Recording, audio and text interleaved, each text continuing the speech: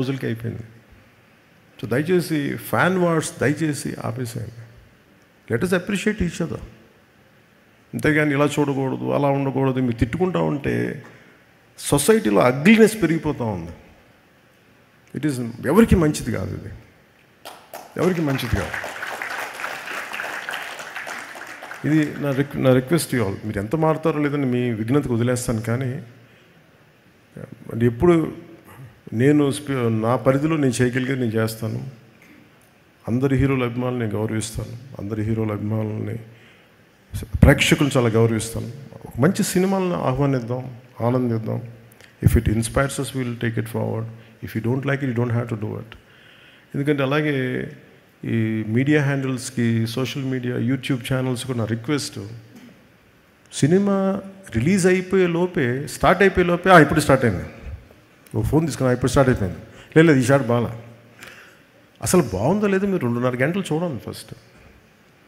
You tell with you like it. అందరూ ఏంటంటే సినిమాని చూడటం మానేసి అందరూ రివ్యూయర్స్లో తయారైపోయారు. ఈ కల్చర్ ఎక్కడో చోట పోవాలి, తప్పు పెరుగుడు విరుగుడు కొరకు అంటారు కదా. ఈ కల్చర్ ఎక్కడో పోకపోతే ఏమైపోతుందంటే ఇన్ని కోట్ల మీద పెడతాం. నేనే హరిహర వీరమలకి ఎంత ఇబ్బంది పడడం నాకు తెలుసు. అత్తారింటికి దారేది సినిమా మేము ఇంత కష్టపడి చేస్తే 1.5 months చూస్తే నెట్లో రిలీజ్ అయిపోతే మా బాధ ఎవరికి చెప్పుతాం? 40-50 కోట్లు వడ్డీలు కట్టాలి, ఎక్కడి నుంచి కడతాం?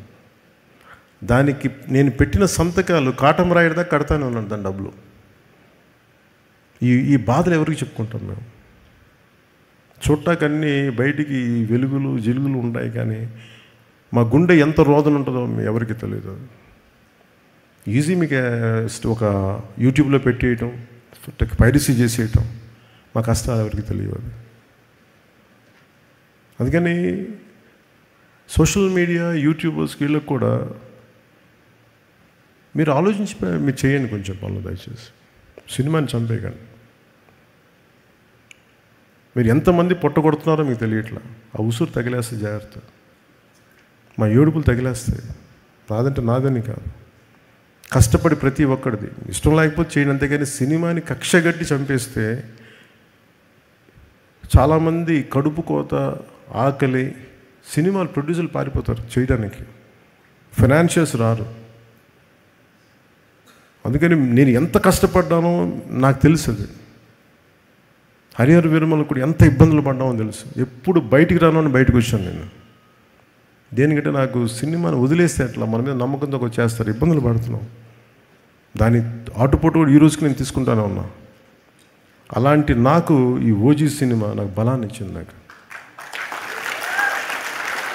అంటే ఇంకా ఇంత ప్రతికూల పరిస్థితుల మధ్యలో